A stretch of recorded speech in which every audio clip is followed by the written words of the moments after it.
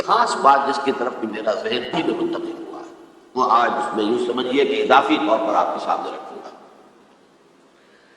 دیکھیے، توبہ کے بارے میں قرآن مجید میں بے شمار آیات ہیں، اور توبہ جو ہے ہماری دینی تعلیمات کا ایک اہم ستون ہے۔ میں نے ابھی صرف 3 مقامات سے آیات آپ کو سنائی۔ یا ایھا الذین آمنوا توبوا الی اللہ توبۃ نصوحا، اہل ایمان اللہ کی جناب میں توبہ کرو خلوص کے ساتھ، اخلاص کے ساتھ۔ توبۃ النصوح زبانی کلامی نہیں، توبہ کی تسبیح نہیں، بالفعل۔ عسیٰ ربکم ان یکفر عنکم سیئاتکم، امید ہے تمہارا رب تمہاری برائیوں کو تم سے دور کر دے گا۔ یہ توبہ کی تاثیر ہے۔ اگر آپ کے اخلاق اور کردار میں کوئی غلط شے شامل تھی، اللہ تعالیٰ آپ کے کردار کے دامن کو دھو دے گا، اور آپ کے اعمال نامے میں اگر دھبے لگے ہوئے تھے تو اللہ تعالیٰ ان دھبوں کو بھی دھو ڈالے گا۔ عسیٰ ربکم ان یکفر عنکم سیئاتکم ویدخلکم جنات تجری من تحتہا الانہار، اور تمہیں داخل کرے گا ان باغات میں جن کے دامن میں ندیاں بہتی ہیں۔ یوم لا یخزی اللہ النبی والذین آمنوا معہ، وہ دن جس دن اللہ تعالیٰ اپنے نبی کو رسوا نہیں کرے گا، معاذ اللہ ثم معاذ اللہ، اور نبی کے ساتھ ہی ان کو بھی کہ جو ان کے ساتھ ایمان لائے۔ نورہم یسعیٰ بین ایدیہم و بایمانہم، ان کا نور ان کے سامنے طرف اور داہنی طرف دوڑتا ہوگا۔ نور ایمان قلب سے پھوٹ رہا ہوگا اور وہ سامنے روشنی ڈالے گا، اور نور اعمال صالحہ داہنے ہاتھ کی طرف سے جو کہ عمل کرتے ہیں نیک عمل، تو وہاں سے نور ظاہر ہوگا جو دنیا میں اعمال کی شکل میں کمایا گیا۔ اور اس وقت اہل ایمان کہتے ہوئے یقولون ربنا اتمم لنا نورنا واغفر لنا، اے اللہ ہمارے نور کو کامل فرما دے۔ اس کا پس منظر یہ ہے کہ ظاہر بات ہے کہ ایمان کے درجات بھی بے شمار ہیں۔ کہاں ابو بکر صدیق کا ایمان، کہاں ایک عام صحابی کا ایمان، کہاں ہم جیسے غیر صحابہ عام مسلمانوں کا ایمان، کہ نسبت خاک رابع عالم پاک، اسی نسبت سے اس نور کی انٹینسٹی۔ حضور نے فرمایا کچھ لوگوں کا نور تو اتنا ہوگا کہ وہ مدینے سے صنعاء تک اس کی روشنی پہنچ رہی ہے، یمن کے دارالحکومت، اور کچھ لوگوں کا نور اتنا ہوگا کہ صرف ان کے قدموں کے آگے روشنی ہو جائے گی، جیسے ٹارچ ہوتی ہے آپ کے ہاتھ۔ تو ظاہر بات ہے کہ اگر آپ کو رات کے وقت جنگل سے گزرنا ہو اور پگڈنڈی ہو کوئی اور اندھیری شب ہو، تو آپ کے لیے وہ ٹارچ بھی کس قدر بڑی غنیمت ہے کہ آدمی دیکھ لیتا ہے کہ سامنے سانپ ہے، کیا ہے، گڑھا ہے، کھائی ہے، کیا ہے۔ تو اس روز جن کو وہ ٹارچ نصیب ہو گئی وہ بھی بہت خوش قسمت، بہت خوش قسمت، بہت خوش قسمت۔ لیکن ان کا کیا کہنا، جن کا نور مدینے سے صنعاء تک پہنچا، تو جن کے نور کی یہ انٹینسٹی کم ہوگی وہ اللہ سے دعا کرتے ہوں گے ربنا اتمم لنا نورنا، پروردگار ہمارے نور کو بھی کامل کر دے۔ تو نے اپنے ان بندوں پر کتنا فضل کیا ہے، کتنا بڑا نور ان کو عطا کیا۔ اتمم لنا نورنا، ہمارا نور بھی اس کا اتمام فرما دے، تکمیل کر دے۔ واغفر لنا، اور یہ کیسے ہوگا؟ ایسے ہوگا کہ ہمارے گناہوں کی پردہ پوشی کرے۔ گناہوں کی پردہ پوشی ہوگی تو پھر اس نور کی انٹینسٹی میں اضافہ ہوتا ہے۔ واغفر لنا انک علی کل شیء قدیر، یقیناً تو ہر شے پر قادر۔ پھر میں نے آپ کو آیت سنائی سورہ نور کی، یہ آیت نمبر 31 بڑی طویل آیت ہے، اس کا آخری ٹکڑا ہے وَتُوبُوا إِلَى اللَّهِ جَمِيعًا أَيُّهَا الْمُؤْمِنُونَ لَعَلَّكُمْ تُفْلِحُونَ، اے ایمان والو اللہ کی جناب میں سب مل جل کر توبہ کرو تاکہ تم فلاح ہو۔ یہ گویا کہ اجتماعی توبہ کا میں نے آپ کے سامنے اصطلاح بیان کی ہے، یہ اس کا نقشہ۔ اور ایک اور آیت جو میں نے آپ کو سنائی سورہ زمر کی آیت نمبر 53، بعض لوگوں پر کچھ مایوسی طاری ہو جاتی ہے، ہم اتنے عرصے سے گناہ کرتے چلے آ رہے ہیں، کیسے معافی ہوگی، کیسے ممکن ہے، کیسے چھٹکارا ملے گا؟ ایسے لوگوں کے لیے ان کے اطمینان کے لیے، ان کی دلجوئی کے لیے، ان کی تسلی کے لیے یہ آیت عظیم ترین آیات میں سے قرآن میں قل یا عبادی الذین اسرفوا علی انفسہم، اے نبی کہہ دیجئے اے میرے وہ بندو جنہوں نے اپنی جانوں پر ظلم کیا ہے، ظلم اٹھایا ہے، زیادتی۔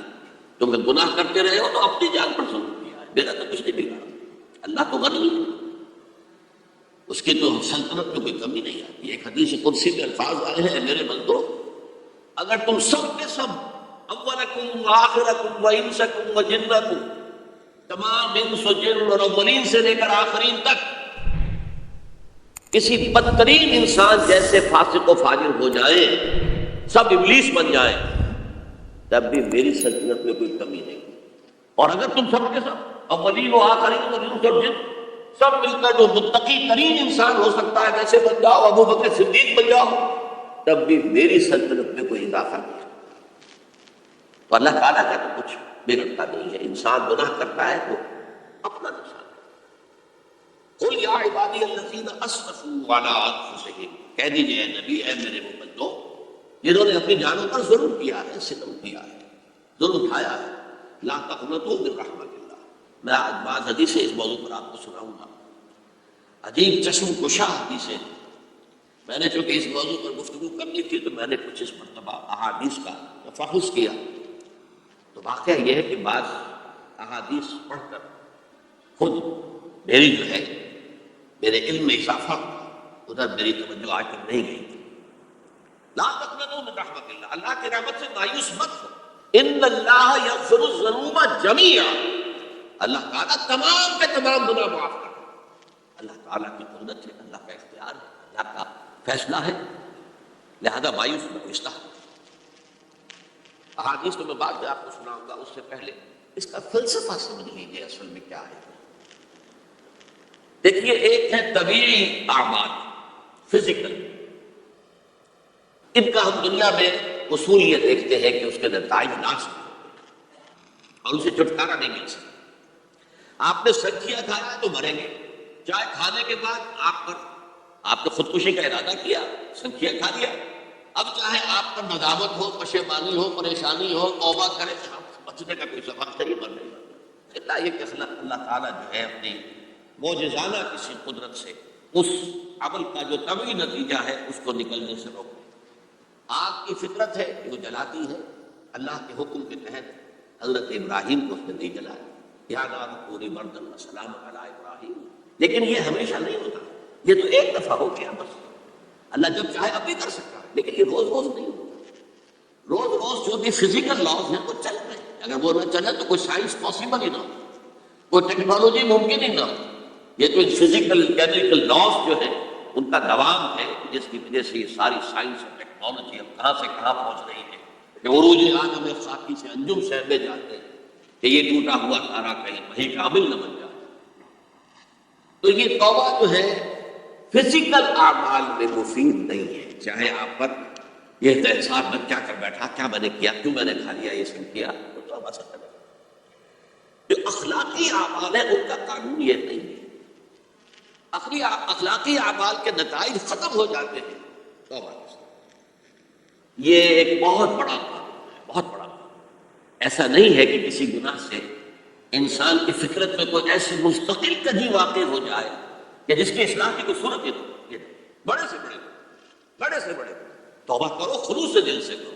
جو اس کے اصول ہیں، جو اس کے قواعد ہیں، جو اس کے ضوابط ہیں، جو اس کی شرائط ہیں، ان کو پورا کرو. تو بڑے سے بڑے اعمال، برے سے برے اعمال، میں حدیثیں آج آپ کو سناؤں گا، حیران کروں. کیونکہ عام طور پر یہ ہوتا ہے کہ مواعظ میں چونکہ لوگوں کو اصلاح کی ترغیب دلانی ہوتی ہے تو وہ جو انذار کا پہلو ہے اسے زیادہ نمایاں کیا ہے. اللہ کی طرف سے شدید الانتقام، اللہ انتقام دینے والا، اللہ سزا دینے والا. لیکن یہ دوسرا پہلو جو ہے وہ بھی اپنی جگہ پر بہت اہمیت رہا کہ طبیعی اعمال کے نتائج اور عواقب اور اخلاقی اعمال کے نتائج اور عواقب کے ایک جیسے نہیں. اب اس معاملے میں تاریخ مذاہب عالم نے جو بہت بڑی غلطی ہوئی، بہت بڑی غلطی ہوئی، بہت بڑی غلطی. تورات میں حضرت آدم اور حوا علیہ السلام سے جو غلطی اور خطا ہو گئی تھی، آپ اندازہ کیجیے کیا مقام اللہ نے عطا کیا تھا. سارے فرشتوں کو ان کے سامنے سجدہ کروا دیا تھا اور ایک ہی حکم تو دیا تھا نا کہ اس طرف کے قریب نہ جانا. اور تو بھی کوئی شریعت نہیں تھی، کوئی لمبے چوڑے احکام نہیں تھے. کھاؤ جہاں سے چاہو، اس ایک درخت کے پیچھے بات کر جانا. فلا تقربا هذه الشجرة فتكونا من الظالمين. اور وہی کام کر بیٹھے حضرت آدم اور حضرت حوا علیہ السلام. کتنا بڑا ہوگا، کتنا بڑا ہوگا، کتنا بڑا. لیکن قرآن نے وضاحت کر دی کہ آدم نے توبہ کی، اللہ نے معاف کر دیا. اللہ تعالیٰ سے کلمات سیکھے، ندامت دل میں پیدا ہو گئی حضرت آدم، لیکن الفاظ نہیں تھے. ان الفاظ میں اللہ سے معافی مانگوں، مجھے خطا ہو گئی، بہت بڑی غلطی ہو گئی. وہ الفاظ بھی اللہ نے سکھائے. فتلقى آدم من ربه کلمات. یہ ہے جس میں کہ علامہ اقبال کا ایک شعر ہے اپنی نوجوانی کے دور کا، جس پر اب میں بھول رہا ہوں کہ داغ دہلوی تھے یا کوئی اور تھے کہ جنہوں نے علامہ سے کہا تھا میاں اس امت میں اور یہ شعر، اس بڑی محفل میں بات آئی تھی کہ موتی سمجھ کے شان کریمی نے چن لیے قطرے جو تھے میرے عرق انفعال، انفعال کہتے ہیں عربی میں پشیمانی، شرمندگی، اور عام طور پر جب کسی انسان پر پشیمانی اور شرمندگی طاری ہوتی ہے تو پیشانی جو ہے اس پر پسینہ سے آتا ہے۔ تو قطرے جو تھے میرے عرق انفعال کے موتی سمجھ کے شان کریمی نے چن لیے، اللہ کے نگاہ میں ان کی اتنی قیمت، ان کی اتنی موقت میرے بندے نے پشیمانی اختیار کی ہے، اپنے اس غلط کام کے اوپر اسے رنج افسوس ہو رہا ہے، تو اللہ کے نگاہ میں اس کی یہ عظمت ہے، یہ قدرت ہے۔ تو اللہ تعالیٰ نے جب حضرت آدم کے دل میں وہ پشیمانی پیدا ہو گئی تو الفاظ نہیں تھے، کن الفاظ میں ہم کہتے ہیں نا کہ مجھے سمجھ نہیں آ رہا کہ میں کس منہ سے آپ سے بات کروں، میری یہ حیثیت نہیں ہے، میں کن الفاظ میں اپنی جو ہے خطا کا اعتراف کروں۔ تو اللہ نے وہ کلمات خود سے کہا، یہ فتلقى آدم من ربہ کلمات فتاب علیہ انہ هو التواب الرحیم۔ یہ چیز کہیں تورات جب دوبارہ مرتب ہوئی ہے تو وہ نکل گئی، اس میں رہ گئی، باقی اس میں شامل نہیں۔ یہ تاریخی اعتبار سے جان لیجئے، تورات جو ہے وہ آج سے 2500 بلکہ 2600 برس قبل سے دنیا سے غائب ہے۔ یہ تورات کا جو نسخہ تھا یروشلم میں 587 قبل مسیح میں جب نبوکدنصر نے، شاید آج کل آپ دیکھ رہے ہوں یہ عراق کی جنگ میں عراق کے جو خاص ڈویژنز ہیں عراقیوں کے ریپبلکن گارڈز کے، ان میں سے ایک کا نام جو ہے وہ نبوکدنصر ڈویژن ہے، ایک کا حمورابی ڈویژن ہے۔ حمورابی جو ہے عراق کا بہت پرانا بادشاہ تھا اور تاریخ انسانی میں سب سے پہلا قانون اس نے بنایا، حمورابی۔ یہ بہت پرانی تہذیب ہے، دنیا کی غالباً سب سے زیادہ اینشنٹ تہذیب جو ہے وہ عراق کی ہے، حضرت ابراہیم یہی پیدا ہوئے شہر اردو۔ تو نبوکدنصر نے جب تباہ کیا تھا یروشلم کو، 6 لاکھ آدمیوں کو قتل کیا اور 6 لاکھ کو قیدی بنا کر لے گیا بیبیلونیا، بابل کا لفظ بھی آج کل آ رہا ہے۔ کسی زمانے میں وہ عظیم شہر تھا دنیا کا، وہ معمولی سا شہر رہ گیا، نئے شہر بن گئے۔ تو اس وقت سے اس نے جب یروشلم میں جو ہیکل سلیمانی حضرت سلیمان کی بنائی ہوئی مسجد تھی اس کو جب گرایا، اس کے بعد سے وہیں پر وہ نسخہ رکھا ہوا تھا تورات کا، پھر دنیا میں وہ نسخہ آپ نہیں گیا۔ یہودیوں کا کہنا ہے کہ موجود ہے مسجد اقصیٰ کے نیچے، وہ جب اس نے گرایا تھا تو جو نیچے تہخانے تھے وہ نہیں گرے تھے، وہ محفوظ رہتے، اوپر ملبہ آ گیا اور وہیں پر وہ تورات اور وہ تابوت سکینہ جس میں حضرت موسیٰ کا عصا بھی رکھا ہوا ہے اور بہت سے وہ من اور سلوہ کے بھی جو نمونے رکھے ہوئے ہیں، وہ تابوت سکینہ اس کا قرآن مجید میں سورہ بقرہ میں ذکر ہے، وہ بھی موجود ہیں۔ اور جو ربائی وہاں اس وقت تھے ان کے علماء، ان کی لاشیں بھی وہاں پڑی ہوئی ہیں، وہ جب ہم کھدائی کریں گے تو دنیا میں سامنے۔ لیکن بات اس وقت جو مجھے کہنا تھا وہ یہ کہ چونکہ اصل تورات اس وقت گم ہو گئی، 150 سال کے بعد اسے پھر یادداشتوں سے مرتب کیا گیا تو اس میں غلطیاں پیدا ہو گئی۔ اب انسانی یادداشت کا معاملہ آ گیا، انہی میں سے ایک بڑی غلطی یہ ہوئی، اومیشن یہ ہوئی کہ حضرت آدم نے جو توبہ کی اور اللہ نے قبول فرما لیا، اس کا ذکر اس میں نہیں۔ اس سے نتیجہ عیسائیوں نے کیا اختیار کیا کہ وہ اوریجنل سن کہتے ہیں اسے، وہ جو ابتدائی گناہ تھا عظیم جو ہمارے جد امجد آدم سے سرزد ہوا، اس گناہ کا اثر جو بھی بچہ نسل آدم میں پیدا ہوتا ہے وہ لے کر آتا ہے۔ یہ زمین و آسمان کا فرق ہے۔ اسلام کے نزدیک ہر بچہ جو پیدا ہوتا ہے وہ معصوم ہے، بلکہ مسلم ہے۔ کل مولود یولد علی الفطرہ، جو بھی بچہ پیدا ہوتا ہے وہ فطرت اسلام پر پیدا ہوتا ہے۔ فَأَبَوَاهُ يُهَوِّدَانِهِ أَوْ يُمَجِّسَانِهِ أَوْ يُنَصِّرَانِهِ، یہ تو والدین ہیں اس کے جو اسے مجوسی یا عیسائی یا یہودی بنا دیتے ہیں، ورنہ وہ تو مسلمان ہوتا ہے، فطرت کی کلین سلیٹ لے کر آتے ہیں۔ عیسائیت کہتی ہے ہر انسان جو پیدا ہوتا ہے بنیادی طور پر گناہگار ہے، اپنے جد امجد کے گناہ کا بوجھ لے کر آ رہا ہے۔ اب اس کا علاج انہوں نے پھر کیا تجویز کیا، یہ ہے کہ ایک غلطی پر دوسری غلطی اور دوسری پر تیسری غلطی۔ خشت اول جو نہد بیمار کج کا سریا بھی رون دیوار کج۔ اب اللہ نے جب دیکھا تو ہر بندہ جو ہے آدم کی اولاد کا بنیادی طور پر پیدائشی طور پر گناہگار ہے، تو اب کیا کیا جائے؟ تو اللہ نے اپنا اکلوتا بیٹا، سلبی بیٹا مسیح یسوع اسے زمین پر بھیجا۔ یہ الفاظ میرے ہیں کہ اسے قربانی کا بکرا بنا کر اور ان سب کی طرف سے قبول کر لیا، گناہگاروں کی طرف سے، کہ ان کے گناہ کا کفارہ ہو جائے گا جو عیسیٰ کو مانے۔ یہ عقیدہ ہے عیسائی۔ جڑ کیا ہے کہ گناہ ہو گیا تو گناہ کا اثر تو رہے گا۔ قرآن یہ کہتا نہیں، اللہ دھو دے گا، تمہاری سیرت و کردار کے اوپر بھی جو داغ ہے دھل جائیں گے، اور تمہارے نامہ اعمال میں جو دھبے ہیں وہ بھی دھل جائیں گے۔ توبہ کرو، توبوا الی اللہ توبۃ نصوحا، کرو وہ توبہ کے جو بالکل خلوص دل کے ساتھ۔ اب میں ذرا آپ کو کچھ احادیث سنانا چاہتا ہوں۔ ایک طرح کا یہ تبشیر کا پہلو ہے آج ہماری گفتگو میں بھی نمایاں ہوگا۔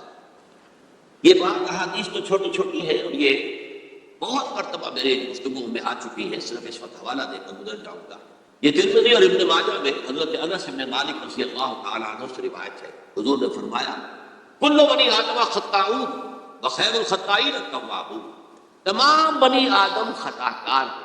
خطا کار بھی نہیں، بہت خطا کار، بہت خطا کار، لیکن ان خطا کاروں میں بہتر لوگ وہ ہیں جو خوب توبہ کرتے ہیں۔ غلطی ہو گئی توبہ کریں۔ اور ایک اور حدیث میں آپ کو بتاؤں گا کہ یہ نہیں ہے کہ پھر کبھی وہ غلطی نہ ہو، اس وقت آپ یہ لگا لیں اپنے اوپر یہ کام میں نے نہیں کرنا، اور ایک دفعہ وہ کام چھوڑ دیں تو توبہ ہو گئی۔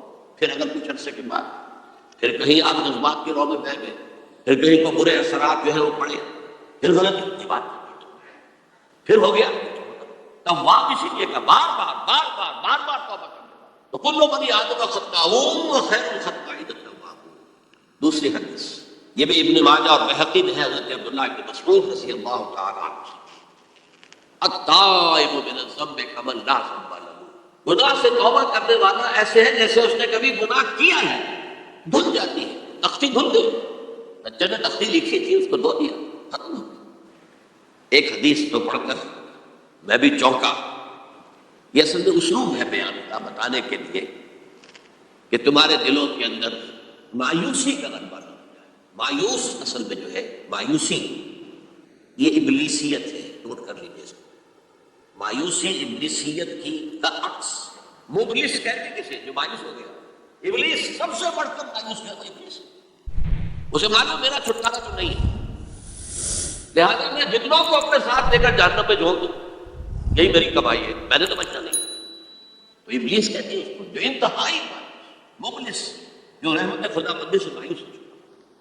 اب اس کو دور کرنے کے لیے حدیث سنیے، اور یہ حدیث مسلم شریف کی ہے، صحیح ہے، حضرت ابو ہریرہ سے حضور فرماتے ہیں والذی نفسی بیدہ، قسم ہے اس ذات کی جس کے ہاتھ میں میری جان ہے، لو لم تذنبوا، اگر تم لوگ گناہ نہ کرتے، لذهب اللہ بکم، تو اللہ تعالیٰ تمہیں لے جاتا کہیں اور، ولجاء بقوم یذنبون، اور پھر کسی ایسی مخلوق کو پیدا کرتا ہے جو گناہ کرتے، فیستغفروا اللہ، اور پھر وہ اللہ سے استغفار کرتے، توبہ کرتے، فیغفر لهم، اور اللہ تعالیٰ انہیں معاف کرتے۔ تو میں نے عرض کیا کہ یہ بات چیز ہوتی ہے کہ جن کا واقع سے کوئی تعلق نہیں ہوتا، لیکن ایک زور بیان کے لیے ایک بات کو ایمفیسائز کرنے کے لیے، جیسے قرآن مجید میں آتا ہے، اے نبی کہہ دو ان کان للرحمن ولد فانا اول العابدین، اگر اللہ کا کوئی بیٹا ہو تو میں سب سے پہلے میں اس کو پوجوں گا۔ جب میں اللہ کو پوچھتا ہوں، اللہ کا اگر کوئی بیٹا ہوتا تو کیا میں اسے نہ پوچھتا، لیکن نہیں ہے۔ اب یہ نہیں ہے، نفی کے لیے زور دیا کہ اگر اللہ کا کوئی بیٹا ہوتا، لو کان للرحمن ولد فانا اول العابدین۔ اسی طرح یہ ہے کہ اگر انسان گناہ نہ کرتے اور گناہ کے بعد توبہ کر کے اللہ تعالیٰ کی شان غفاری کا ظہور نہ ہوتا، یہ بھی ایک عجیب فلسفے کی بات ہے، اللہ نے یہ کائنات کیوں پیدا کی؟ قرآن مجید میں اس کو براہ راست ایڈریس نہیں کیا گیا، اس مسئلے کو میرے علم کی حد تک۔ ہو سکتا ہے کہیں بہت خفی انداز میں ہو اور ابھی تک میری نگاہ سے بھی جو ہے وہ چھپانے گیا، ہو سکتا ہے قرآن مجید کے غامض نکات ایسے ہو سکتے۔ کوئی شخص، میں تو کہتا ہوں کہ اگر کوئی شخص کہتا ہے، میرے بارے میں ایک عالم دین نے کہہ دیا تھا کہ اسے قرآن پر بڑا عبور حاصل ہے، تو میں نے انہیں پیغام پہنچایا، جن صاحب نے مجھے ان کا یہ جملہ سنایا تھا کہ آپ نے قرآن کی توہین کی ہے۔ قرآن پر عبور کسی انسان، عبور کا مفہوم کیا؟ دریا کے دو کنارے ہیں، آپ اس کنارے سے اس کنارے چلے گئے تو آپ نے عبور کیا دریا، قرآن کے کنارے ہے ہی نہیں، لا پیدا کنار۔ لہذا یہ کہہ دینا کسی کے بارے میں کہ قرآن مجید، اب انہوں نے تو ایک طرح سے میری تعریف کی تھی، میں نے ایک ساتھی سے جملہ کہا تھا، ان کے وہ عزیز تھے، تو گویا کہ وہ جو میری تنظیم میں تھے وہ خوش کرنے کے لیے کہہ دیا ہو یا جو بھی ہو، یہ دلی جذبات ہو سکتا ہے کہ میں نے کہا انہیں میرا پیغام پہنچا دیجیے، آپ نے قرآن کی توہین کی، قرآن پر عبور کسے ہو سکتا ہے؟ نہ معلوم کتنے مقامات ہیں جہاں امام راغب بھی کھڑے ہوئے ایسے نظر آتے ہیں دہشت زدہ. اعلم من هذا المقام مقام غامض مہیب عمیق. ہوشیار کے رہ بردم تیغ قدم رہا، ہوشیار ہو جاؤ، یہ بڑا خطرناک مقام ہے، بہت مشکل مقام ہے، اس کے تحت تک پہنچنا کسی کے لیے ممکن نہیں. سورہ حدید کی آیت هو الاول والآخر والظاہر والباطن پر یہ الفاظ ہیں جو امام راغب نے لکھے. تو اس لیے میں آپ سے عرض کر رہا ہوں کہ یہ کہنے کا انداز ہے والذی نفسی بیدہ لو لم تذنبوا، اس ہستی کی قسم جس کے ہاتھ میں میری جان ہے، اگر تم گناہ نہ کرتے. تو میں عرض کر رہا تھا تو اللہ کی شان غفاری کیسے ظاہر ہوتی؟ اللہ نے کائنات کیوں پیدا کی؟ کنت کنزا مخفیا فاحببت ان اعرف فخلقت الخلق. محدثین کرام اگرچہ اس حدیث کی سند کو پختہ نہیں مانتے، لیکن اکثر مفسرین نے اس کو تسلیم کیا ہے. علامہ آلوسی نے تسلیم کیا کہ میں ایک چھپے ہوئے خزانے کے مالک تھا. اب خزانہ کہیں پڑا ہے، اس کا کیا حاصل کیا ہے؟ وہ تو کہیں کھلے کسی کے پاس جائے کہ اس سے فائدہ اٹھائے تب تو فائدہ ہوا. تو کن تو کنزن مخفیا، میرے اندر طاقت تھی، قوت تھی، خلاقی تھی، میری شاعری ساری میرے اندر ہی اندر تھی. کن تو کنزن مخفیا فاحببت ان اعرف، تو میں نے یہ چاہا کہ مجھے پہچانا جائے. فخلقت الخلق، تو میں نے خلق کی تخلیق کی. اب مجھے پہچانو اس کائنات کے ذریعے سے. یہ میری تخلیق ہے. آؤ دیکھو، ایک مصور اپنی تصویروں کی نمائش کرنا، دیکھو میرے شاہکار، آؤ دیکھو یہ میرے فن کے کمال کے نمونے، آؤ دیکھو. تو یہ ہے سب. دیکھو زمین آسمان، ان فی خلق السماوات والارض واختلاف اللیل والنہار والفلک التي تجری فی البحر بما ينفع الناس وما انزل اللہ من السماء من ماء فاحیا به الارض من بعد موتها. یہ ساری آیات ہیں، غور کرو. اور اسی لیے انسان کو پیدا کیا جس میں یہ فیکلٹی آف اپریسیشن، اللہ کے حسن و جمال و کمال کو پہچاننے کی صلاحیت ہے. ورنہ ظاہر بات ہے کہ یہ جمالات کیا پہچانے گے اللہ، پہاڑ کیا پہچانے گا اللہ کو پہچاننے کی صلاحیت انسان. یہ چونکہ ایک فلسفہ ہے باقاعدہ کہ اللہ نے تعالیٰ نے. اسی سے میں کہہ رہا ہوں اگر گناہ نہ ہوتا اور پھر توبہ نہ ہوتی اور میں اس کو معاف نہ کرتا تو میری شان غفاری کا ظہور کیسے ہو؟ میری شان میں غفار بھی ہوں، ستار بھی ہوں، اس کا ظہور کیسے ہوتا؟ تو والذی نفسی بیدہ لو لم تذنبوا لذهب اللہ بکم ونجا بقوم یذنبون فیستغفر اللہ فیغفر لهم. اگر تم لوگ گناہ نہ کرتے تو اللہ تمہیں ختم کر کے کوئی اور ایسی مخلوق پیدا کرتا کہ جو گناہ کرے اور پھر وہ توبہ کرے اور اللہ سے. اسی سے ملتی جلتی ایک حدیث ہے، یہ امام احمد اور امام بہقی لائے ہیں، اس کے راوی حضرت علی ہے رضی اللہ تعالی عنہ. ان اللہ یحب العبد المؤمن المفتن التواب. اللہ تعالیٰ کو بہت محبت ہے، یحب. اب دیکھیے ایک طرف وہ آیات ذہن میں لائیے، اللہ تعالیٰ کن سے محبت کرتا ہے؟ واللہ یحب المحسنین. یا وہ لوگ ان اللہ یحب الذین یقاتلون فی سبیلہ صفا کانہم بنیان مرصوص. اللہ محبت کرتا ہے اپنے ان بندوں سے جو اس کی راہ میں جنگ کرتے ہیں صفے باندھ کر، گویا سیدھا پلائی دیوار. یہ ہے مثبت کا، نیک کا، محسنین، اللہ کی راہ میں قتال کرنے والے. یہاں اس کے برعکس کہا جا رہا ہے ان اللہ یحب، اللہ تعالیٰ محبت کرتا ہے اپنے اس بندے سے العبد المؤمن، جو مومن ہو.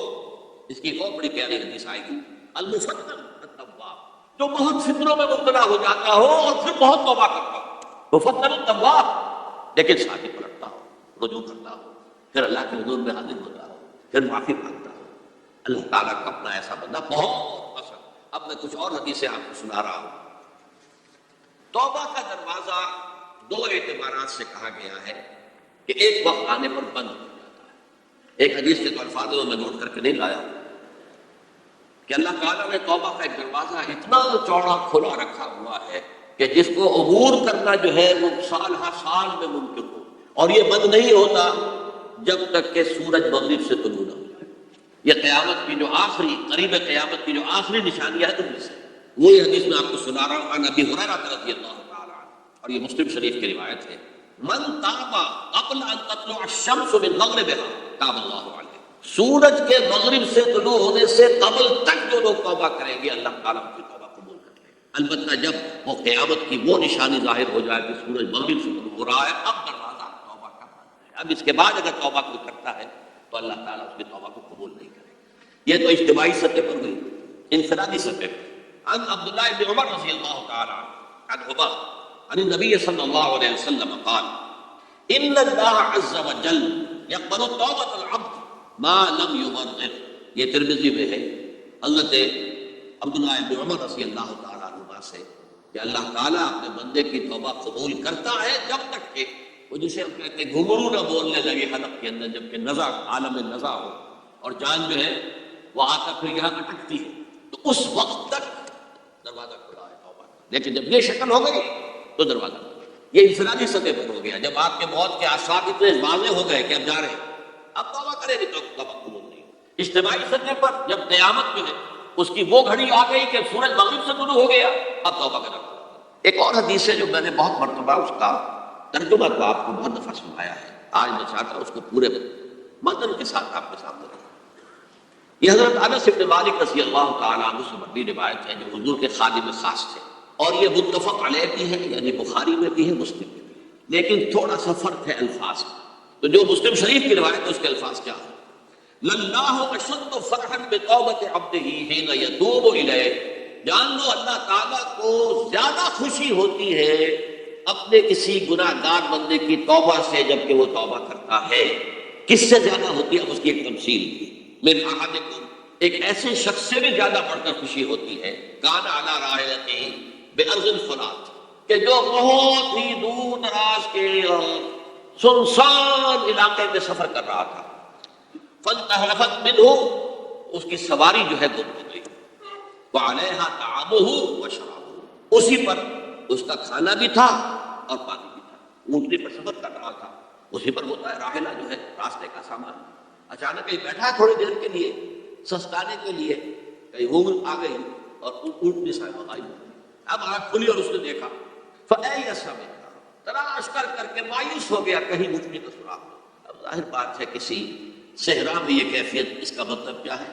یقینی موت۔ فَأَتَىٰ شَجَرَةً فَاسْتَجَعَ فِي ظِلِّهَا وَقَدْ أَيَسَ مِنْ رَاحِلَتِهِ، تو وہ ایک درخت کے نیچے اس کے سائے میں آ کے لیٹ گیا، گویا کہ موت کی امید۔ فَبَيْنَهُمَا وَهُوَ كَذَلِكَ إِذْ هُوَ بِهَا قَائِمٌ، اس کی کہیں دوبارہ آنکھ لگی ہے جو کھلا تو دیکھا گھنٹی تو موجود ہے کھڑی، تو وہ فوراً اس کی جو رسی ہے وہ پکڑتا ہے، فَأَخَذَ بِخِتَامِهَا ثُمَّ قَالَ مِن شِدَّةِ الْفَرْحِ، اب جو اسے مسرت ہوئی اس کا آپ اندازہ کر سکتے ہیں، ایک یقینی موت کا معاملہ آ چکا تھا، اور اچانک اللہ تعالیٰ نے وہ کھوئی ہوئی اونٹنی جو ہے وہ واپس دلا دی۔ تو وہ کہنا تو یہ چاہتا تھا اللہ تو میرا رب ہے، میں تیرا بندہ ہوں، لیکن جسے ہم کہتے ہیں کہ خوشی کی انتہا فرد مسرت میں ایسی زبان لڑکھڑائی، اس نے کہا اللہم انت عبدی وانا ربک، اے اللہ تو میرا بندہ ہے میں تیرا رب ہوں۔ یہ کیا ہے؟ فرد مسرت، جسے آپ خوشی کی انتہا، کہ جس میں انسان جو ہے اتنی بڑی خطا کر بیٹھتا ہے۔ اللہ کو اپنے کسی گناہ گار بندے کی توبہ سے اس سے بھی زیادہ ظاہر بات ہے کہ تماثیل، اس لیے بعض لطائف، بعض حقائق اتنے لطیف ہوتے ہیں کہ ان کو بیان نہیں کیا جا سکتا بتمام کمال، تو مثالوں کا سہارا لیتے ہیں۔ اللہ کو کتنی خوشی ہوتی کیا سمجھیں گے، لہٰذا یہ مثال تو سمجھ میں آ گئی تھا کہ ایک لقدق صحرا میں انسان سفر کر رہا تھا، ایک ہی اونٹنی ہے، اسی پر اس کا پانی ہے، اسی پر اس کا کھانا ہے، وہ کہیں ٹھہرا ہے تھوڑی دیر کے لیے، اونٹنی غائب ہو گئی، اور اس کے بعد تلاش کر کے شمال مغرب جنوب ہر جگہ دیکھ لیا آپ نے، کہیں اونٹنی کا سراغ نہیں، اب موت کے انتظار میں لیٹ گیا کہ اچانک دیکھتا ہے کہ اونٹنی موجود ہے، تو وہ شدت فرح میں یہ کہہ بیٹھتا ہے اللہم انت رب انت عبدی وانا ربک انا للہ و انا الیہ راجعون۔ اب دیکھیے ایک حدیث کو آ گئی ہے، اور اس کو یوں سمجھیے، اللہ تعالیٰ نے جو انسان پیدا کیے ہیں ان کے مزاج مختلف ہیں۔ ان میں کچھ لوگ ہوتے ہیں جو قوی ہوتے ہیں ارادے کے، جو فیصلہ کر لیا جاتا ہے، کچھ لوگوں میں وہ قوت ارادی اتنی مضبوط نہیں ہوتی، وہ ادھر ادھر سوچتے رہتے ہیں۔ کچھ لوگ جسمانی طور پر بہت توانا ہوتے ہیں، کچھ لوگ جسمانی طور پر پیدائشی طور پر کمزور ہوتے ہیں۔ تو اگر کوئی قوت ارادی کمزور رکھنے والا شخص ہے، وہ بھی تو اللہ کی تخلیق ہے، اللہ کا بندہ ہے، خطاؤں کا ظہور ہوتا ہے، توبہ کرتا ہے، پھر کچھ عرصے کے بعد پھر خطا کا ظہور ہو جاتا ہے، پھر توبہ کرتا ہے، تو ہم تو یہ سمجھیں گے کہ ایک حد کے بعد پھر اس کی توبہ قبول نہیں ہونی چاہیے۔ لیکن حدیث سنیے، وعن ابی ہریرہ رضی اللہ تعالی عنہ قال قال رسول اللہ صلی اللہ علیہ وسلم ان عبدا اذنب ذنبا، یقیناً ایک بندہ جو ہے وہ ایک گناہ کرتا ہے، فقال، پھر وہ کہتا ہے رب، اے میرے پروردگار، اذنبت فاغفر، مجھ سے گناہ ہو گیا ہے مجھے معاف فرما۔ فقال ربہ، تو پروردگار یہ کہتا ہے عالم عبدی ان لہ ربا یغفر الذنب ویأخذ بہ، میرا یہ بندہ یہ جانتا ہے کہ اس کا ایک رب ہے جو گناہ معاف بھی کر سکتا ہے اور سزا دے بھی سکتا ہے۔ کیا معنی ہوا؟ گناہ اس نے کیا ہے لیکن جانتا ہے اللہ کو کہ وہ معاف بھی فرما سکتا ہے، تبھی تو وہ اللہ سے معافی کی درخواست کر رہا ہے۔ اس کے اس جاننے کی بنیاد پر، اس کے اس علم کی بنیاد پر، اس کے اس ایمان کی بنیاد پر فرمایا غفرت لعبدی، میں نے اپنے بندے کو معاف کر دیا۔ ثم مکث ما شاء اللہ، پھر وقت گزرا جتنا کہ اللہ نے چاہا، ثم اذنب ذنبا، پھر اس سے گناہ ہو گیا، فقال رب اذنبت ذنبا فاغفر، پھر کہتا ہے پروردگار مجھ سے گناہ ہو گیا، مجھے معاف فرما دے۔ فقال ربہ، اللہ فرماتا ہے عالم عبدی ان لہ ربا یغفر الذنب ویأخذ بہ، میرا بندہ ہے نا جو جانتا ہے کہ اس کا ایک رب ہے، ایمان باللہ اس کے اندر ہے، تبھی تو پکار رہا ہے، اور یہ بھی جانتا ہے کہ وہ گناہ معاف بھی کر سکتا ہے اور چاہے تو پکڑ بھی سکتا ہے، سزا بھی دے سکتا ہے۔ تو فرمایا، اللہ تعالیٰ فرماتے ہیں میں نے فرمایا میں نے معاف کر دیا۔ ثم مکث ما شاء اللہ، پھر ایک عرصہ گزرا اس کے بعد، ثم اذنب ذنبا، پھر اس نے گناہ کیا، قال رب اذنبت ذنبا آخر، اس نے کہا پروردگار میں نے پھر ایک اور گناہ کر دیا، فاغفر لی، مجھے بخش دے۔ فقال اعلم عبدی ان لہ ربا یغفر الذنب ویأخذ بہ، میرا بندہ جانتا ہے نا کہ اس کا ایک رب ہے جسے وہ پکار رہا ہے، کیوں وہ جانتا ہے کہ اسے اختیار حاصل ہے کہ چاہے تو بخش دے اور چاہے تو پکڑ دے، اس کے اس علم اس ایمان کی بنیاد پر میں نے اسے معاف کر دیا۔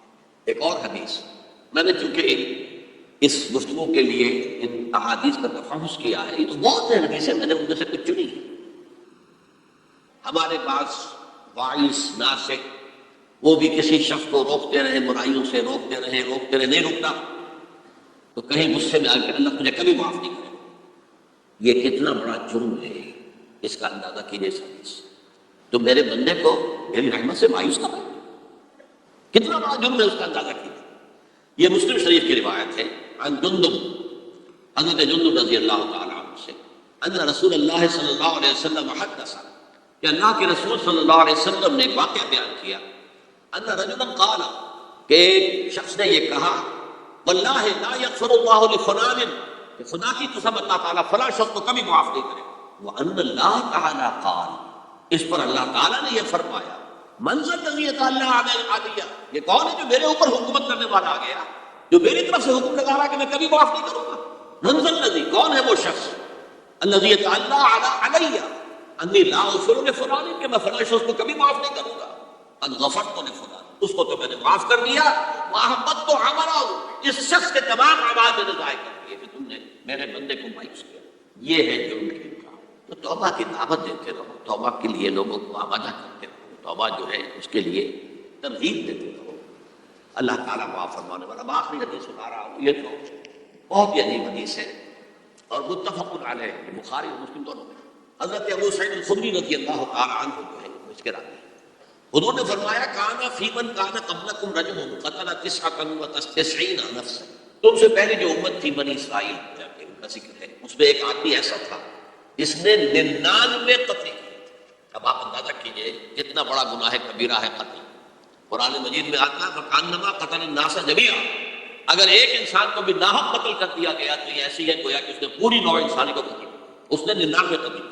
فہل له من توبۃ، پھر اس کے بعد یہ ہوا کہ اس کے اندر توبہ کا جذبہ پیدا ہوا۔ فسأل عن اعلم اہل الارض، تو اس نے پھر سوال کیا، لوگوں سے پوچھا کہ زمین میں رہنے والوں میں کون سب سے بڑا عالم ہے۔ فدل علی راہب، اسے بتایا گیا فلاں راہب فلاں جگہ پر ہے، وہ بہت نیک ہے، بڑا عالم ہے۔ فاتاہ، وہ اس کے پاس آیا، فقال انه قتل 99 نفسا فهل له من توبہ، انہوں نے کہا دیکھیے راہب صاحب میں نے 99 انسان قتل کیے، اب مجھے یہ بتائیے کہ میرے لیے توبہ کا کوئی امکان ہے؟ فقال لا، انہوں نے کہا نہیں۔ فقتلہ، اس نے اس کو بھی قتل کر دیا۔ فکمل بہ 100، اپنی سینچری مکمل کر لی، مطلب 99 کے بعد ایک ہی کسر تھی، اس کو بھی قتل کیا، 100 پورے کر دیے۔ ثم سأل عن عالم اہل الارض، پھر اس نے پوچھا کوئی اور کوئی بڑے عالم انسان ہو۔ فدل علی رجل عالم، پھر اس کی رہنمائی کی گئی ایک بڑے عالم شخص کی طرف۔ فقال انه قتل 100 نفس، اس نے وہاں جا کر کہا کہ میں 100 انسان ہلاک کر چکا ہوں، قتل کر چکا ہوں۔ فهل له من توبہ، میرے لیے توبہ کا کوئی امکان ہے؟ فقال نعم، کہا کیوں نہیں، 100 قتل کیے تب بھی کیا ہے، توبہ کا راستہ دروازہ کھلا ہو، معلوم یغرر، جب تک کہ وہ گگو نہیں بج رہا اس وقت تک تمہارے توبہ کا دروازہ کھلا ہوا ہے۔ فرمایا نعم ومن یحول بینہ وبین التوبہ، تمہاری توبہ کے درمیان اور تمہارے درمیان کون حائل ہو سکتا ہے؟ توبہ کا دروازہ کھلا ہے، لیکن ساتھ ہی کہا انطلق الی ارض کذا وکذا، اب تم ایسے کرو جہاں تم رہتے ہو وہاں نہ جاؤ واپس، وہاں کا ماحول اچھا نہیں ہے، معاشرہ اچھا نہیں ہے، ہو سکتا ہے کہ تم توبہ پر قائم نہ رہ سکو، تم فلاں جگہ چلے جاؤ وہاں اچھے لوگ آباد ہیں ان میں جا کر رہو۔ فإن بها أناسا يعبدون الله تعالی، وہاں ایسے لوگ آباد ہیں جو اللہ کی بندگی کرتے ہیں، فاعبد اللہ معهم، تو تم ان کے ساتھ مل کر اللہ کی بندگی اور پرستش کرو، ولا ترجع الى ارضک، اپنی زمین کی طرف اپنے وطن میں واپس بن جاؤ، فإنها ارض سوء، وہ بری جگہ ہے، فانطلق، تو چل پڑا، ہجرت کر رہا ہے، اس جگہ جا رہا ہے جہاں کا راہب نے بتایا تھا، حتی اذا نصف الطریق، جب آدھا راستہ اس نے پورا کر لیا، اتاه الموت، موت آ گئی، فاختصمت فیہ ملائکۃ الرحمۃ و ملائکۃ العذاب، اب وہ جہنم کے فرشتے بھی آ گئے اس کی جان قبض کرنے کو اور جنت کے بھی آ گئے۔ فقالت ملائکۃ الرحمۃ، رحمت والے جو فرشتے ہیں جنت والے، انہوں نے کہا جاء تائبا مقبلا بقلبہ اللہ تعالی، یہ شخص توبہ کر کے اللہ تعالیٰ کی طرف ہجرت کر رہا تھا، اس لیے اس کی نیت کی بنیاد پر اب یہ جنتی ہے، لہذا اس کی روح ہم قبض۔ وقالت ملائکۃ العذاب، اور وہ جو عذاب والے فرشتے ہیں وہ کہیں گے انہ لم یعمل خیرا قط، تو نے توبہ کے بعد کوئی نیک عمل تو کیا ہی نہیں، تو کس بنیاد پر اس کو تم جنت میں لے جاؤ، اس کو تو دوزخ میں جانا چاہیے۔ فاتاہ ملک فی صورت الآدمی، تو ان کے پاس اللہ نے ایک اور فرشتے کو بھیج دیا آدمی انسانی شکل کے اندر، فجعلوہ بینہم، ان فرشتوں نے کہا بھائی ہمارا فیصلہ کرا دو، اس کی روح ہم لینا چاہتے ہیں یا ہم لینا چاہتے ہیں، انہیں حکم بنا دیا۔ فقال قیسوا ما بین الارضین فإلی ایتہما کان اقرب، کہ تم فاصلہ ناپ دو جہاں سے وہ چلا ہے اور جہاں جا رہا تھا اور یہاں اس کی موت ہو رہی ہے، تو کون سا فاصلہ ہو جائے؟ جب ناپا گیا، بلکہ ایک حدیث میں آتا ہے کہ اس پر اللہ نے زمین کو جو ہے حکم دے دیا، ایک طرف والی زمین تو سکڑ جا، دوسری والی جو ہے تو پھیل جا، تاکہ وہ جو جدھر جو جا رہا تھا وہ زیادہ قریب ہو جائے بنسبت اس کے کہ جہاں سے وہ چلا تھا۔ تو اس فیصلے پر پھر جو فرشتے تھے جو کہ رحمت کے فرشتے تھے وہ اس بندے کو لے گئے جنت۔ یہ ہے توبہ کی عظمت اور اس کی تاثیر۔ اب آئیے اجتماعی توبہ کا طریقہ کار جو میں نے بہرحال بیان کیا ہے، پہلے افراد توبہ کریں اور صحیح توبہ کریں۔ صحیح توبہ کیا ہے؟ ہماری زندگیوں میں کوئی حرام شے ہے فوراً نکال دیں، ہماری معاشرت اور اس معاشرے میں رہتے ہوئے جو قانون ہے جس کے ہم پابند ہیں، ہم کسی زانی کو رجم نہیں کر سکتے، ناممکن ہے، یہ تو قانون ہی بنے گا تب ہوگا۔ ہم کسی چور کا ہاتھ نہیں کاٹ سکتے، تو قانون بنے گا تو ہوگا۔ تو ہم جن چیزوں پر عمل نہیں کر سکتے قانوناً، ان کے علاوہ باقی پوری شریعت جس پر عمل کیا جا سکتا اس پر عمل پیرا ہو۔ سود میں بند نہیں کر سکتا، بینکوں کو میں آگ نہیں لگا سکتا، اور بینکوں کو آگ لگا دے کہ تبھی سود تو ختم نہیں ہوگا، لیکن یہ تو کر سکتا ہوں کہ براہ راست سود میں ملوث نہ ہوں، سود پر قرضہ لے کر اپنا کاروبار نہ چمکاؤں، نہ بڑھاؤں، سود پر قرضہ لے کر اپنے مکان نہ اونچا کروں، یہ تو کر سکتا ہوں۔ تو کم سے کم جو ڈائریکٹ کسی نے قانون نہیں بنایا کہ لازم ہے آپ پر کہ آپ سودی قرضہ لیں اور اپنی بلڈنگ عالی شان بنا لیں، یہ اگر کر رہے ہیں تو آپ ممکن، آپ کے معاشرے میں کوئی قانون نہیں بنا کہ پردہ ختم، برقع حرام، مثل یہ ترکی میں تو کر دیا گیا برقع حرام، وہاں تو سر کو اوپر جو ہے ڈھانپنا جو ہے، اسکارف لینا بھی ممنوع ہے، یہاں تو نہیں ہے۔ پھر یہاں جنہوں نے چھوڑا ہے مجرم خود ہے، یہاں تو اللہ کا شکر ہے کوئی ایسا مصطفیٰ کمال پیدا آج تک نہیں ہوا ہے کہ جس نے ان چیزوں کا حکم دیا۔ ہاں ترغیب ہے، ذرائع ابلاغ کے ذریعے سے، فحاشی ہے، اریانی ہے، لیکن چوز آپ خود کرتے ہیں، فیصلے کا اختیار آپ کا اپنا۔ تو جن چیزوں کے اندر بھی گناہ سے بچنے کا امکان ہے اس کو عملاً ترک کیا جائے، اور نمبر 2 عزم مصمم کر لیا جائے کہ اللہ اب بقیہ زندگی جتنی بھی ہے اس میں اپنی توانائیاں، اپنی قوتیں، اپنی صلاحیتیں صرف کروں گا تیرے دین کی تبلیغ اور تیرے دین کے قائم کرنے کی جدوجہد۔ عزم مصمم۔ یہ لوگ اگر 14 کروڑ میں 14 لاکھ بھی ہو جائیں، بہرحال 2-4 کی توبہ کرنے سے ملک کی قسمت نہیں بدلتی، معتدل تعداد کے اندر جو ہے یہ لوگ اگر ایسے ہو جائیں اور پھر یہ کہ وہ مل کر اگر دوڑ لگائیں تو واقعتاً اس ملک کے اندر شریعت اسلامی کا نفاذ ہو سکتا ہے، اللہ کا نظام قائم کیا جا سکتا ہے۔ یہ ملک بنایا اسی لیے گیا۔ تو یہ توبہ کا جو ہے اجتماعی توبہ کا یہ پوری تفصیل تو میں بارہا بیان کر چکا ہوں۔ آج جو میں نے کہا تھا کہ ایک بات کی طرف میرا ذہن حالیہ منتقل ہوا ہے، اس سے پہلے نہیں ہوا۔ یہ توبہ کرنے والے لوگ جب تک 14 لاکھ نہیں 1400 ہی ہو، لیکن یہ اگر دعا کریں گے اللہ تعالیٰ کے خلوص کے ساتھ تو ان کی دعا قبول ہوگی۔ دعا بہت بڑی ہے، الدعاء مخل عبادہ، ٹھیک ہے، بڑا لمبا راستہ لگتا ہے یہ کہ 14 لاکھ انسان توبہ کرے یا 2 لاکھ یا 3 لاکھ انسان توبہ کرے، صحیح معنی میں توبہ کرے، اور پھر وہ جمع ہو ایک طاقت بنے، تن من دھن لگانے کے لیے، جانے دینے کے لیے تیار ہو جائے۔ یہ لگتا ہے یہ کہ کافی لمبا ہے کہ دراز و دور دینم رہو رسم پارس آئی، یہ تو بڑا لمبا راستہ ہے۔ کسی سے لوگ کہتے ہیں کہ پھر کیا حل ہوا؟ تو حل جو ہے کوئی عملی حل تو نہیں ہوا، اس میں میرا ذہن منتقل ہوا ہے دعا۔ اجیب دعوت الداع اذا دعان امن یجیب المضطر اذا دعا، بھلا وہ کون ہے جو کسی مضطر کسے کہتے ہیں؟ ایک شخص نہایت پریشان حال ہو گیا ہو، نہایت پریشان حال، اور میں اللہ کو پکارے، پروردگار تو میری دستگیری فرما، اللہ کسی اور طرف مجھے کوئی توقع نہیں رہی، کوئی نہیں رہا جس سے مجھے کوئی امید۔ یہ مضطر اضطرار کی حالت میں آ کر جب بالکل بے چین ہو کر اللہ کو پکارتا ہے تو اللہ اس کی دعا قبول کرتا ہے، اور دعا کی حد یہاں تک بھی آتے ہیں الفاظ کہ لا یرد البلاء قضاء الا بالدعاء۔ تقدیر الہی کو بھی اسی لیے 2 حصوں میں تقسیم کیا گیا، تقدیر مبرم، ایک تو اللہ کا وہ فیصلہ ہے جو ٹل نہیں سکتا کسی صورت میں، ایک تقدیر معلق ہوتی ہے تو صحیح اللہ کا فیصلہ لیکن اس میں تبدیلی ہو سکتی ہے۔ یہ جو تقدیر معلق ہوتی ہے اس میں دعا انتہائی مؤثر شے ہے۔ لا یرد البلاء الا لا یرد القضاء الا بالدعاء، قضا جو ہے نہیں بدل سکتی سوائے دعا۔ اس دعا کی تو کم سے کم ہم منادی کریں، لیکن پہلے شرط کوئی ہے، ورنہ وہ دعا نہیں ہے، ورنہ وہ توبہ نہیں ہے۔ توبہ صحیح ہو، حرام سے اپنے وجود کو اپنے گھر کو پاک کریں، اس کے بغیر کچھ نہیں۔ اس کے بغیر تو جیسے کہ کہا گیا سورہ مائدہ میں، قل یا اہل الکتاب لستم علی شیء حتی تقیموا التوراۃ والانجیل، اے نبی سے کہہ دیجئے اے اہل کتاب تمہاری کوئی حیثیت اللہ کی نگاہوں میں نہیں، تمہاری کوئی دعا اللہ کے ہاں قابل پذیرائی نہیں جب تک کہ تم تورات اور انجیل کو قائم، لہٰذا دعائیں تو نہ مانگو۔ 30 لاکھ آدمی جو ہے حج کے موقع پر کیسی دعائیں مانگ رہے ہیں، کہاں جا رہی ہیں دعائیں، کہاں ہے ان کی قبولیت ریاست؟ توبہ صحیح ہو، اور توبہ کے بارے میں آج میں نے امکانی حد تک آپ کے سامنے آج ترغیب و تشویق کا پہلو رکھا۔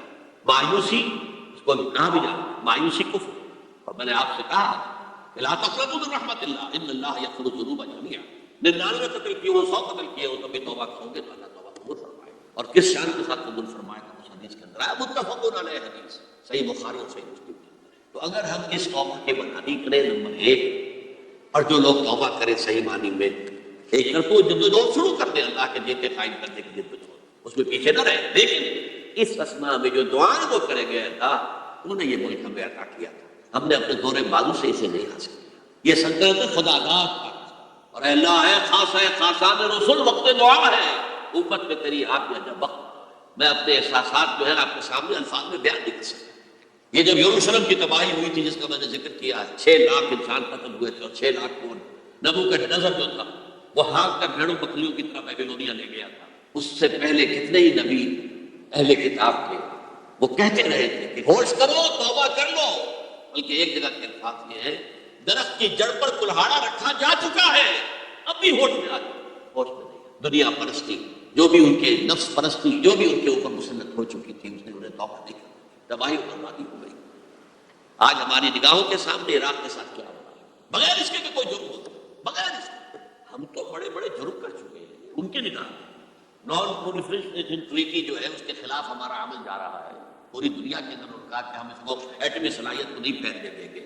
وہ ایک خاص وقت میں افغانستان میں انہیں ہماری ضرورت تھی اپنے اصل دشمن USSR اپنے مقابل کی طاقت کو ختم کرنے کی، اس وقت انہوں نے اپنا منہ جو ہے پھیر لیا تھا، نہیں دیکھا تھا، اور ہمارے ہاں اللہ کی یہ رحمت آ گئی کہ ایٹمی صلاحیت میں حاصل کی، اور پوری دنیا میں شاہ عبداللہ نے کہا تھا، پرنس عبداللہ نے، کہ یہ آپ کا نہیں ہے، یہ جو نواز شریف صاحب سے جب اس کا ہم نے دھماکہ کیا، یہ بم آپ کا نہیں ہے، یہ پوری امت مسلمہ کا بم۔ کیسے یہ برداشت کر سکتے ہیں یہودی اور یہودیوں کے اعلی کار عیسائی، خاص طور پر Protestants, west white Anglo Saxon Protestants?